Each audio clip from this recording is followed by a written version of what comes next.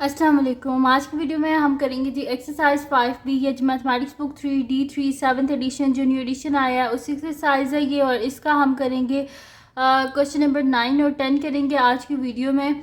और इसके जो पिछले क्वेश्चंस हैं पहले करवा चुकी हूँ, उसका लिंक मैं डिस्क्रिप्शन में दे दूँगी, आप वहाँ से देख लीजिएगा। और अगर अभी तक आपने हमारा चैनल सब्सक्राइब नहीं किया तो उसको सब्सक्राइब कर दीजिए और बेल आइकन को लास्ट में प्रेस कर दीजिएगा ताकि आपको न्यू आने वाली वीडियोस के बारे में पता चल सके। तो स्टार्ट करते हैं। क्वेश्चन नंबर 9 हमारे पास है, simplify each of the following expressing your answer in positive index form. वो कह रही है कि हमने करना क्या है कि इन सारे जो गिवन हमारे पास क्वेश्चन हैं इन सबको हमने सॉल्व करना है, और हमारे पास जो आंसर है वो किस में हमने देना है, पॉजिटिव में देना है। और इंडेक्स फॉर्म यानी कि पॉजिटिव पावर होनी चाहिए, कभी भी हमारे पास नेगेटिव पावर नहीं होनी चाहिए। ठीक है, जो वेरिएबल है ना उसकी जो पावर है वो हमारे पास नेगेटिव नहीं होनी चाहिए।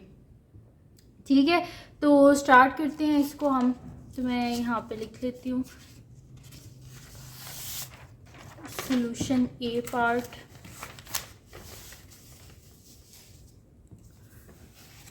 यहाँ पे मैं लिख देती हूँ सॉल्यूशन ए पार्ट। ठीक है, फर्स्ट पार्ट हम कर रहे हैं। तो फर्स्ट पार्ट मेरे पास है 5a power 4 multiply by 3a square divided bye a power -3। ठीक है जी, ये मेरे पास है। अब इसमें करना क्या है, सबसे पहले जो डिवाइड है ना मैं उसको डिवाइड में नीचे डिनोमिनेटर में ले जाती हूँ। ठीक है, तो 5a power 4 multiply by 3a square divided bye a power -3। अब यहाँ पर क्या करना है कि जो कांस्टेंट टर्म्स हैं उनको आपस में मल्टीप्लाई करना है। तो 5 3 का क्या हो जाएगा 15, बेस सेम है, मल्टीप्लाई हो रहे हैं तो पावर क्या होंगी add 4 + 2 divided bye a power -3 है। तो 4 + 2 क्या होता है हमारे पास 4 + 2 6 होता है, a power 6 divided bye a power -3। अब यहाँ पर क्या करना है, हमने से लिख देना है 15। अब बेस सेम है और क्या हो रहे हैं डिवाइड हो रहे हैं। जब बेस सेम और डिवाइड हो रही हो तो पावर क्या होती है माइनस होती हैं। तो a पावर 6 -3, तो ये हो जाएगा 15 a पावर 6 + 3, तो 15 a पावर क्या हो जाएगा मेरे पास 9। तो ये आ गया इसका आंसर। और यहाँ पर हमारे पास इसका जो फर्स्ट पार्ट है वो सॉल्व हो गया, उसका हमारे पास आंसर है वो आ गया 15 a पावर 9। अब करते हैं हम इसका नेक्स्ट पार्ट जो कि मेरे पास है जी इसका बी पार्ट। तो बी पार्ट को साइड पे मैं कर लेती हूँ। बी पार्ट है जी मेरे पास, मैं यहाँ पे लिख लेती हूँ कि मैं बी पार्ट यहाँ से सॉल्यूशन स्टार्ट कर रही हूँ। तो बी पार्ट है जी मेरे पास कि -24 b power -6 divided by 3b power -3 whole square. अब इसको क्या कर लेते हैं कि इसको मैं ना डिनोमिनेटर में ले जाती हूँ। -24 b पावर -6 डिवाइडेड बाय मेरे पास क्या हो जाएगा 3b पावर -3 होल स्क्वायर। अच्छा, ये हो जाएगा -24 b पावर -6 डिवाइडेड बाय 3 का स्क्वायर क्या होता है हमारे पास 9, और b पावर 3 × 6 -6। ठीक है जी, ये हो गया मेरे पास। अब क्या करना है हमने कि यहाँ पर ये मेरे पास हो जाएगा कि हम इसको कर लेंगे बेस सेम है, डिवाइड हो रही हैं तो पावर्स क्या होंगी माइनस होंगी। और यहाँ पर भी जो कटिंग हो रही है दोनों किसके टेबल में आते हैं 3 के टेबल में आते हैं। एक होता है हमारे पास 3 8 24 और क्या होता है हमारे पास 3 3 9, यानी कि -8/3। और b पावर क्या हो जाएगी मेरे पास -6, और ये ऊपर जाएगा जब हम लेके जाएंगे तो माइनस, और इसके साथ ऑलरेडी जो माइनस है वो भी आ जाएगा -6, यानी कि -8/3 b पावर -6 + 6 कट गए दोनों, यानी कि b पावर पीछे क्या रहेगी 0। और यहाँ पर कभी भी हमारे पास जो न्यूमरेटर है वो बड़ा नहीं होना चाहिए। तो क्या करेंगे डिवाइड कर लेंगे 3 2 6, 8 में से 6 को माइनस करें पीछे क्या बचता है हमारे पास 2, यानी कि मेरे पास आ गया आंसर 2 होल, साथ में माइनस का साइन लाजमी लिखना है, 2 होल 2/3 और b पावर 0। तो किसी भी चीज़ की पावर 0 हो तो वो किसके इक्वल होती है 1 के इक्वल। तो -2 होल 2/3 इंटू 1, यानी कि -2 होल 2/3 हमारे पास आ गया इसका आंसर। क्वेश्चन में लिखा हुआ था कि जो भी वेरिएबल है उसकी पावर नेगेटिव नहीं होनी चाहिए। ये तो कांस्टेंट टर्म है, तो कांस्टेंट टर्म तो नेगेटिव हो सकती है, इसका इशू नहीं होता, लेकिन जो हमारे पास है ना वेरिएबल, वो नहीं होना चाहिए, हमारे पास वेरिएबल की पावर नेगेटिव नहीं होनी चाहिए। नेक्स्ट पार्ट सी है, तो उसको यहाँ पे हम कर लेते हैं। तो सी पार्ट है जी मेरे पास 3c whole power 0 divided by c power -3 d power 5 whole power -2। तो हम क्या करते हैं जी, इसका सोल्यूशन स्टार्ट करते हैं। हमारे पास है 3c whole power 0 divided by c power -3 d power 5 whole power -2। ठीक है जी, डिवाइड है तो उसको डिवाइड में ही मैं ले जाती हूँ। तो यहाँ पर मेरे पास क्या आ जाएगा, 3c whole power 0 divided by c power -3 d power 5 whole power -2। तो किसी भी चीज़ की पावर ज़ीरो हो, बेशक कितनी बड़ी वैल्यू हो, अगर होल पावर ज़ीरो हो तो वो किसके इक्वल होती है, 1 के इक्वल होती है। डिवाइडेड बाय -2 से अंदर हम मल्टीप्लाई कर देते हैं, तो 3 2 ज़ा क्या होता है, 6 होता है, और माइनस माइनस प्लस होता है। तो c पावर क्या हो जाएगा 6, और d पावर क्या हो जाएगी 5 2 ज़ा 10, लेकिन साथ में क्या है, माइनस है, तो 5 2 ज़ा 10 -10 हो गया मेरे पास। अब क्वेश्चन में क्या हमारे पास गिवन था कि हमारे पास कभी भी जो वेरिएबल है उसकी पावर नेगेटिव नहीं होनी चाहिए, यानी कि हमें पॉजिटिव इंडेक्स चाहिए। ठीक है, तो माइनस है ना, अगर मैं इसको ऊपर ले जाऊं तो मेरे पास क्या हो जाएगा, प्लस हो जाएगा। तो मैं इसे कर दूंगी d power 10 divided by c power 6। तो ये आ गया मेरे पास इसका आंसर। ठीक है जी। अच्छा, इसका मैं आपको एक और बात बताती हूँ। आप लोग मोस्टली बोलते हैं कि भाई वीडियो लंबी हो जाती है। मेरी कोशिश होती है कि मैं आप लोगों को कंसेप्ट सिखाऊं, ताकि अगर आपसे कोई पूछे कि ये कैसे हुआ था तो आपको पता होना चाहिए। अब मैंने यहाँ पर देखें बोल दिया है कि मैं इसको ऊपर ले गई हूँ, तो मेरे पास जो है वो पावर पॉजिटिव होगी। अब अच्छा, आप सोचने की बात है कि ऊपर तो d है कोई नहीं, किस लिए मैं ऊपर लेके गई हूँ इसको। तो अगर मैं यहाँ पर लिख दूँ, जहाँ पे 1 लिखा हुआ है वहाँ पे मैं लिख दूँ d पावर 0, लिख सकती हूँ ना। किसी भी चीज़ की पावर 0 किसके इक्वल होती है, 1 के इक्वल होती है। डिवाइडेड बाय c पावर 6 और d पावर -10। दिस इम्प्लाइज, अब जब मैं इसको ऊपर लेके जाऊँगी तो मेरे पास होगा 0 + 10 डिवाइडेड बाय c पावर 6। तो ये इसलिए हमारे पास होता है जब भी हम कहते हैं ना कि भाई हम इसको ऊपर ले गए, तो वहाँ पे बेसिकली हम इज्यूम करते हैं कि यहाँ पर एक d पावर 0 जो है वो ऑलरेडी प्रेजेंट है, जिसकी वजह से हम इसको ऊपर लेके गए हैं। ठीक है, तो d पावर 0 मैंने किसकी जगह लिखा है, इस 1 की जगह। तो हमेशा जो है ना आप लोग अपने कंसेप्ट क्लियर किया करें। और कमेंट में आप लोग बोलते हैं कि भाई इसकी वीडियो जो है हमने वहाँ से देखी थी बहुत शॉर्ट थी। शॉर्ट नहीं होता, बेसिकली आपको कंसेप्ट पता होना चाहिए। वह इसी वजह से थोड़ी सी मेरी लॉन्ग हो जाती है वीडियो, कि मैं बहुत ही डिटेल में चली जाती हूँ, तो वो फिर थोड़ी सी लॉन्ग हो जाती है वीडियो। तो क्योंकि मेरी कोशिश होती है मैं आप लोगों को बेसिक समझाऊँ, कंसेप्ट समझाऊँ, आप लोगों को पता होना चाहिए। आपसे कोई भी क्वेश्चन करे तो आपको उसका आंसर पता होना चाहिए।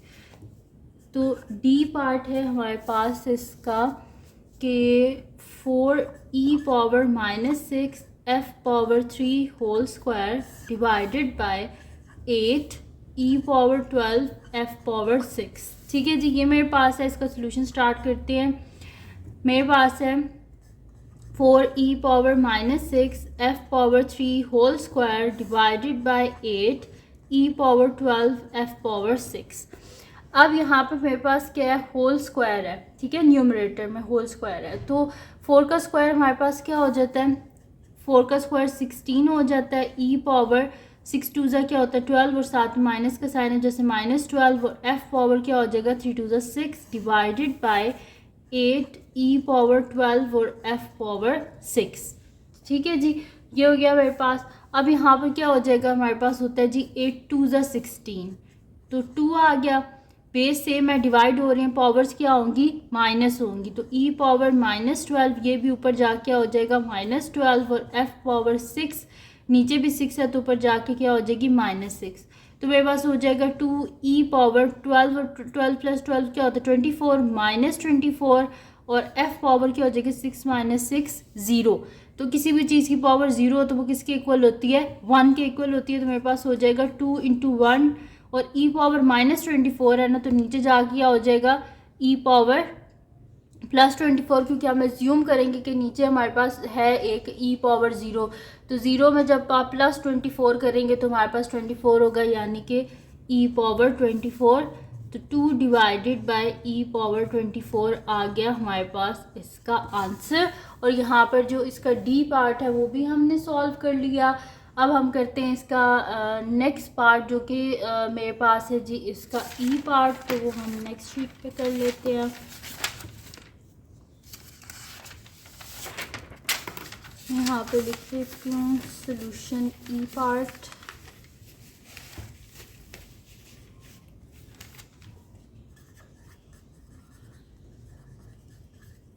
ठीक है जी, ई पार्ट करें हम। ई पार्ट है जी हमारे पास कि 3g power -3 h power -1 whole square multiply by -4g³ h power -2 whole square. ठीक है जी, तो ये हमारे पास है। अब यहाँ पे क्या है होल स्क्वायर है, तो 3 का स्क्वायर क्या होता है हमारे पास 9 और 3 2 क्या होता है 6 होता है। तो g पावर 3 2 6 यानी कि -6 h पावर -2 मल्टीप्लाई बाय 4 का स्क्वायर क्या होता है 16 होता है। और यहाँ पर हमारे पास क्या है -4 है, तो ये क्या हो जाएगा प्लस हो जाएगा। और 4 का स्क्वायर 16 g पावर 3 2 6 और h पावर 2 2 4 यानी कि -4। पावर में साइन नहीं चेंज होगा, ठीक है, मतलब कि अगर पावर इवन है ना, तो अगर अंदर जो है वो माइनस का साइन है तो वो माइनस ही रहेगा। अगर तो होल पावर में अगर माइनस का साइन है तो फिर वो चेंज हो सकता है, माइनस माइनस प्लस हो सकता है, वैसे नहीं हो सकता। पावर नहीं चेंज होती, लेकिन जो हमारे पास कांस्टेंट के साथ अगर नेगेटिव साइन है और हमारे पास होल पावर जो है वो इवन है, तब जो है वो नेगेटिव साइन ख़त्म हो जाएगा। अच्छा जी, यहाँ पर क्या हो गया हमारे पास क्या है कि 9 इंटू 16 है, तो 9 16 या 16 9 हमारे पास होता है जी 144। तो मैं यहाँ पे लिख देती हूँ 144 और g पावर बेस सेम है मल्टीप्लाई और इन पावर्स क्या होंगी ऐड -6 + 6 और h पावर क्या हो जाएगी -2 -4, क्योंकि प्लस माइनस क्या होता है माइनस, तो इसी वजह से -4 आया। तो 144 g पावर 0 h पावर -6। तो किसी भी चीज़ की पावर 0 किसके इक्वल होती है 1 के इक्वल। तो 144 into 1 divided by h power 6। तो हमारे पास आंसर आ गया 144 डिवाइडेड बाय h पावर 6। तो ये आ गया जी हमारे पास इसका आंसर। अब हम करते हैं जी इसका नेक्स्ट पार्ट। ई पार्ट तो हो गया, अब हम करते हैं इसका एफ पार्ट। तो मैं यहाँ पे लिख देती हूँ सोल्यूशन एफ पार्ट। तो जो एफ पार्ट है उसको मैं यहाँ पे नोट कर लेती हूँ। एफ पार्ट है जी मेरे पास कि J square K power -1 whole cube whole power -3 multiply by J square divided by K power 3 whole power -3। ठीक है जी, तो 3 2 क्या होता है 6 होता है, तो जे पावर क्या हो जाएगा -6 के पावर माइनस माइनस क्या होता है प्लस होता है 3 1 3 multiply bye 3 2 6 J power -6 divided by K power 3 3 9 और साथ में माइनस।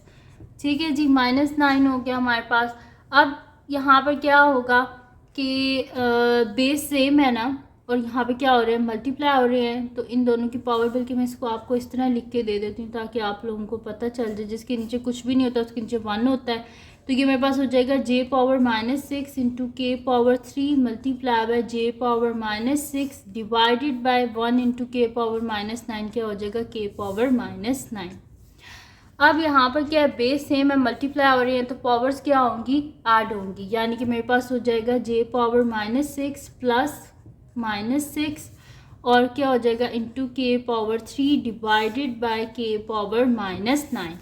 तो यहाँ पर हो जाएगा जे पावर -6 और के पावर क्या हो जाएगा 3 थी, और ये ऊपर जाके क्या हो जाएगी माइनस, यानी कि माइनस इंटू -9। तो ये हो जाएगा जे पावर -12 और के पावर क्या हो जाएगी 3 + 9, यानी कि मेरे पास हो जाएगी जे पावर -12 के पावर +12। यानी कि इसका जो आंसर है वो मेरे पास आ जाएगा k power 12 divided by j power 12। ठीक है जी, तो यहाँ पर मेरे पास सॉल्व हो गया है।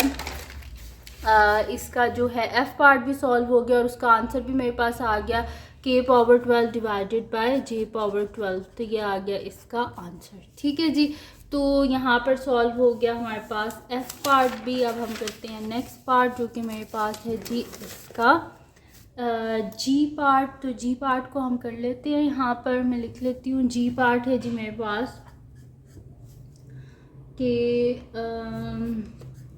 m power 5 n cube into m square whole power -2 divided by m power -1 n whole square. ठीक है जी, तो इसका सॉल्यूशन स्टार्ट करते हैं। मेरे पास है जी m power 5 n cube multiply by m square whole power -2 divided by m power -1 n whole square. अब यहाँ पर क्या कर लेते हैं, इसको अंदर मल्टीप्लाई कर लेते हैं। m power 5 into N cube into m power -4 divided by m power 1 into 2 क्या हो जाएगा -2 और n स्क्वायर।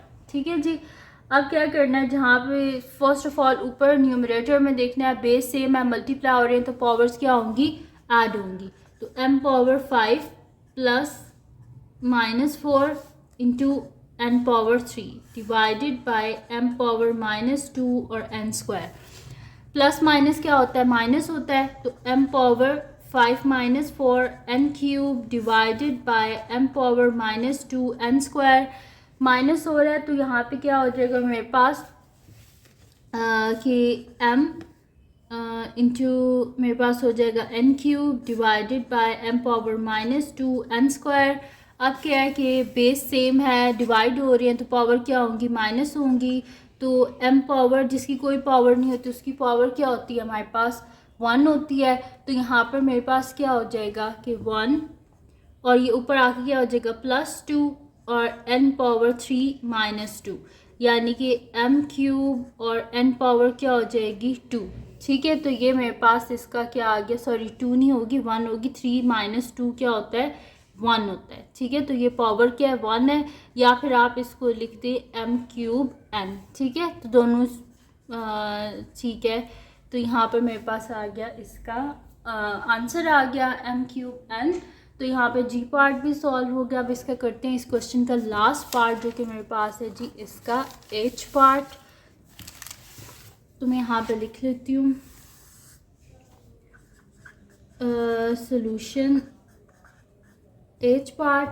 हमारे पास h पार्ट क्या है कि 5p whole cube -10p multiply by 7p whole square plus 6/p power -3। ठीक है जी, तो 5 का क्यूब क्या होता है 125p cube minus 10p into 7p square plus 6/p power -3। अब ये हो जाएगा मेरे पास यहाँ पर हमने क्या करना है कि सबसे पहले मल्टीप्लाई करते हैं ना, तो 7 इंटू 10 क्या हो जाएगा मेरे पास 70 और 125p cube minus 70p power 1 + 2। Base same है, मल्टीप्लाई हो रहे हैं तो पावर्स क्या होंगी, ऐड होंगी, प्लस 6/p पावर -3। अब यहाँ पर हम क्या करेंगे कि इसको जो है ना हम कर लेंगे कि 125p power 3 minus 70p power 1 + 2 क्या हो जाएगा 3 हो जाएगा मेरे पास। 70 पावर 3 हो जाएगी प्लस 6 और ये -3 है ना, तो ऊपर आके क्या हो जाएगी +3 हो जाएगी। अब हम लोग पहले क्या करते हैं, पहले ऐड करते हैं फिर सब्ट्रैक्ट करते हैं ना। तो पहले हम क्या करेंगे, इन दोनों को पहले ऐड कर लेंगे। तो 125 + 6 मेरे पास क्या हो जाएगा 131, क्योंकि बेस दोनों की क्या है सेम है। तो सॉरी दोनों की जो है ना पावर जो है वो सेम है, बेस भी सेम है और उनकी पावर भी सेम है, इस वजह से हम इनको ऐड कर सकते हैं। दोनों के साथ p पावर 3 है, तो 125 + 6 क्या हो जाएगा 131p power 3 minus 70p power 3। तो 131 में से जब हम 70 को माइनस करेंगे तो मेरे पास क्या हो जाएगा यहाँ पर 131 में से 70 को माइनस करें 1, और यहाँ से क्या हो जाएगा मेरे पास 13 में से आप 7 को माइनस करें तो पीछे क्या मेरे पास बचेगा 6, तो 61 आ गया, 61 p पावर 3। तो ये आ गया इसका आंसर हमारे पास। ठीक है जी, तो यहाँ पर हमारे पास सॉल्व हो गया। इसका लास्ट पार्ट भी एच पार्ट था, वो भी हमने सॉल्व कर लिया। तो क्वेश्चन नंबर 9 तो यहाँ पे कंप्लीट सॉल्व हो गया। अब हम करते हैं इसका नेक्स्ट क्वेश्चन जो कि मेरे पास है जी इसका क्वेश्चन नंबर 10। तो यहाँ पे लिख लेती हूँ सॉल्यूशन क्वेश्चन नंबर 10। ठीक है जी, तो यहाँ से स्टार्ट हो रहा है हमारे पास क्वेश्चन नंबर 10। ठीक है जी, तो क्वेश्चन नंबर 10 का जो फर्स्ट पार्ट है, ए पार्ट है, वो हमारे पास है G square root of A into cube root of A. ठीक है जी, तो सोल्यूशन स्टार्ट करते हैं। और करना क्या है, इसमें मैंने लिखा है simplify each of the following expressing your answer in positive index form, यानी कि स्टेटमेंट इसकी सेम वही है जो कि क्वेश्चन नंबर 9 में थी। तो इसका सोल्यूशन स्टार्ट करते हैं हम। तो मेरे पास क्या है जी ए पावर 1/2 इंटू ए पावर 1/3। ठीक है, मैंने स्क्वायर रूट था तो उसको 1/2 लिख दिया, क्यूब रूट था तो उसको मैंने लिख दिया 1/3। बेस सेम है, मल्टीप्लाई हो रही हैं तो पावर्स क्या होंगी, ऐड होंगी। तो ए पावर 1/2 प्लस 1/3। यहाँ पर हमें इसको मतलब कि आगे फर्दर सॉल्व करने के लिए एलसीएम लेना पड़ेगा, बेस सेम करनी पड़ेगी। तो 3 2 6 होते हैं, ऊपर नीचे 2 से मल्टीप्लाई करेंगे, और 2 3 6 होते हैं, ऊपर नीचे 3 से मल्टीप्लाई करेंगे। सेम लाइक जैसे हम एलसीएम लेते हैं वैसे ही करेंगे। तो मेरे पास हो जाएगा ए पावर 3 1 3 3/6 प्लस 2 1 2 2/6। बेस सेम हो गया है तो क्या करेंगे, हम न्यूमरेटर को ऐड कर लेंगे, 3 + 2 डिवाइडेड बाय 6। तो ए पावर 3 + 2 क्या होता है 5 5/6। तो ये आ गया हमारे पास इसका आंसर। ठीक है जी, तो यहाँ पर हमारे पास सॉल्व हो गया ए पार्ट जो था क्वेश्चन नंबर 10 उसका। अब हम करते हैं इसका नेक्स्ट पार्ट जो कि हमारे पास है जी इसका बी पार्ट। तो बी पार्ट है जी हमारे पास कि cube root of B square divided by 6th root of B. तो इसका सोल्यूशन स्टार्ट करते हैं हम।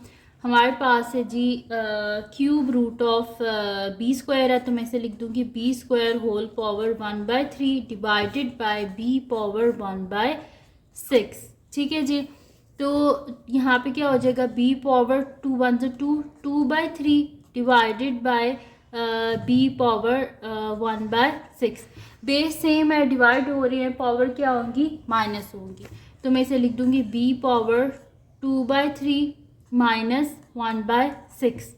अब 2/3 है, इसको 3 को 6 बनाने के लिए ऊपर नीचे क्या करना पड़ेगा, नीचे भी 2 से मल्टीप्लाई, ऊपर भी 2 से मल्टीप्लाई। तो बी पावर क्या हो जाएगी 2 2 4/6 माइनस 1/6।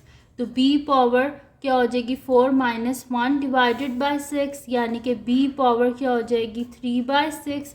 और हमारे पास क्या होते हैं 3 2 6 होते हैं, तो 3 1 3 और 3 2 6, यानी कि बी पावर 1/2 आ गया हमारे पास इसका आंसर। ठीक है जी, तो यहाँ पर हमारे पास इसका बी पार्ट जो है वो भी सॉल्व हो गया।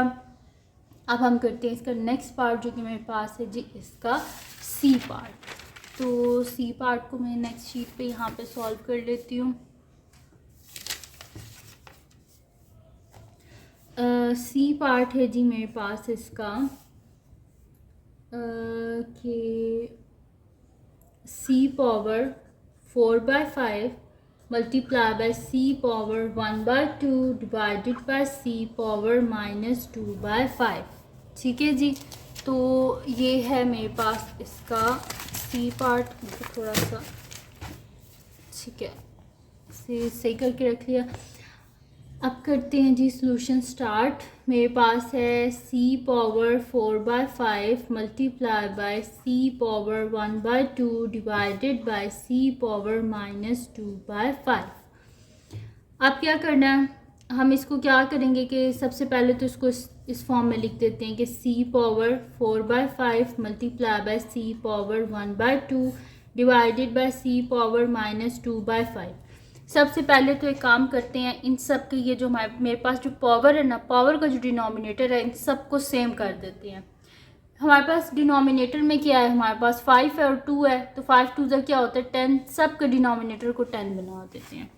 तो इसको 5 2 ज़ा 10 होते हैं, ऊपर नीचे 2 से मल्टीप्लाई करना है, 2 5 ज़ा 10 होते हैं, इस वजह से ऊपर नीचे 5 से मल्टीप्लाई करना है, 5 2 ज़ा 10 होते हैं, इस वजह से ऊपर नीचे 2 से मल्टीप्लाई करना है। तो ये मेरे पास हो जाएगा c पावर 4 2 ज़ा 8/10 multiply by c power 5/10 divided by c power -2 2 ज़ा 4/10। बेस सेम है, मल्टीप्लाई हो रहे हैं, पावर्स क्या होंगी, ऐड होंगी, तो c power 8/10 plus 5/10 divided by c power -4/10। तो यहाँ पर क्या मेरे पास हो जाएगा 8 प्लस 5 जब मैं करूँगी तो मेरे पास क्या हो जाएगा 13 हो जाएगा। तो मैं यहाँ पर लिख दूँगी कि c पावर 13/10, और ये डिवाइड है ना, तो ऊपर जाके जब हम इसकी करेंगे तो जब भी बेस सेम हो, डिवाइड हो रही हो, तो पावर्स क्या होती हैं, माइनस होती हैं। तो -4/10, तो माइनस माइनस क्या हो जाएगा, प्लस हो जाएगा। तो c power 13 plus 4 divided bye 10, this implies क्या हो जाएगा, c पावर 13 प्लस 4 क्या हो जाएगा मेरे पास 17/10। ठीक है, तो बस ये मेरे पास इसका आंसर आ गया, c पावर 17/10। इसको आगे फर्दर सॉल्व करने की ज़रूरत नहीं है। तो ये मेरे पास इसका आंसर आ गया c पावर 17/10, और यहाँ पर हमारे पास सॉल्व हो गया इसका c पार्ट भी। अब हम करते हैं इसका नेक्स्ट पार्ट जो कि मेरे पास है इसका d पार्ट। तो d पार्ट को हम यहाँ पे कर लेते हैं। d पार्ट है जी मेरे पास कि d power 1/10 divided by d power -1/5 multiply by d power -3 divided by 2। ठीक है जी, ये है मेरे पास यहाँ पर। तो इसको हम जो है वो सॉल्व कर लेते हैं। यहाँ पर लिख लेती हूँ सोल्यूशन। तो यहाँ पे फिर मैं सोल्यूशन में लिख देती हूँ कि मेरे पास है d power 1/10 divided by d power -1/5 multiply by d power -3/2। सबसे पहले हमने डिवाइड करना है। तो डिवाइड में क्या होता है कि जब बेस सेम हो, डिवाइड हो रहे हैं, तो पावर क्या होती है, माइनस होती है। तो मेरे पास हो जाएगा d पावर -1/10 -1/5। ठीक है, क्योंकि डिवाइड हो रही है तो पावर्स क्या होंगी, माइनस, और इसके साथ ऑलरेडी एक माइनस भी है, इस वजह से ऐसे हुआ है। ठीक है, और d पावर -3/2।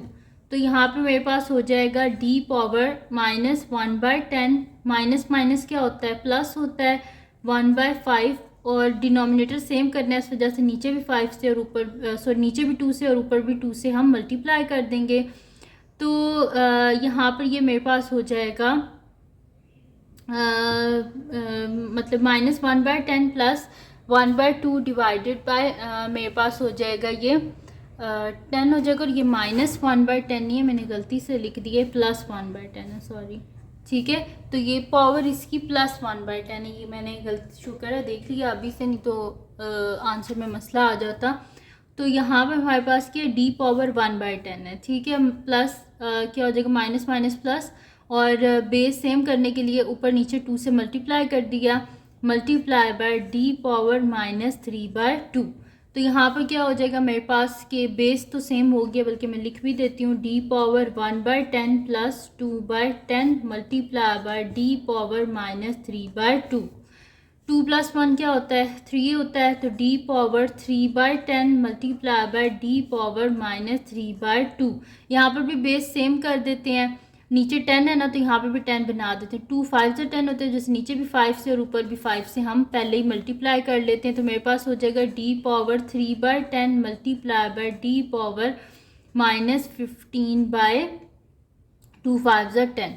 बेस सेम है, मल्टीप्लाई हो रहे हैं, तो पावर्स क्या होंगी, ऐड 3/10, और प्लस माइनस क्या होता है, -15/10। प्लस माइनस बेस सेम है ना, तो प्लस होंगी, और इसके साथ ऑलरेडी माइनस है, जैसे प्लस माइनस क्या हो गया, माइनस। तो मेरे पास यहाँ पे क्या हो जाएगा, तो d पावर 3 - 15 क्या हो जाएगा मेरे पास 3 में से जब मैं 15 माइनस करूँगी तो -12/10, और 12 और 10 दोनों किसके टेबल में आते हैं, 2 के टेबल में, डिवाइडेड बाय 2 डिवाइडेड बाय 2, तो मेरे पास हो जाएगा d पावर -2 6 ज़ा 12 और 2 5 ज़ा 10। लेकिन क्वेश्चन में क्या था कि हमें क्या चाहिए, पॉजिटिव पावर चाहिए। दिस इम्प्लाइज हम इसे कर देंगे 1/d पावर 6/5। तो पावर क्या होगी हमारे पास, पॉजिटिव, तो यहाँ पर आ गया इसका ये आंसर।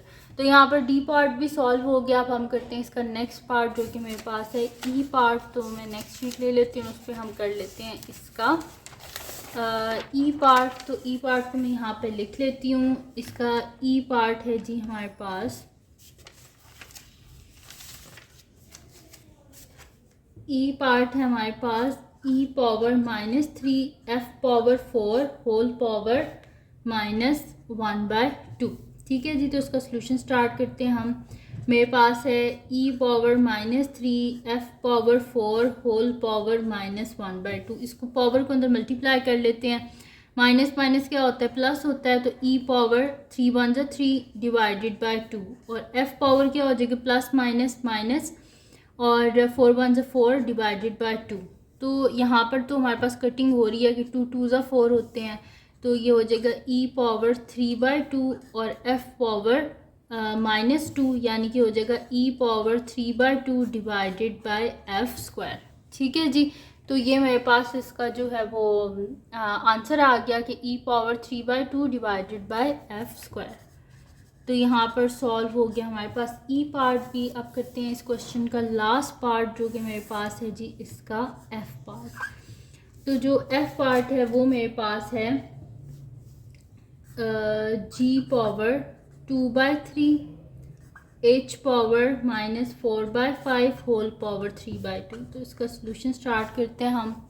तो ये मेरे पास है जी यहाँ पर कि g power 2/3 h power -4/5 whole power 3/2।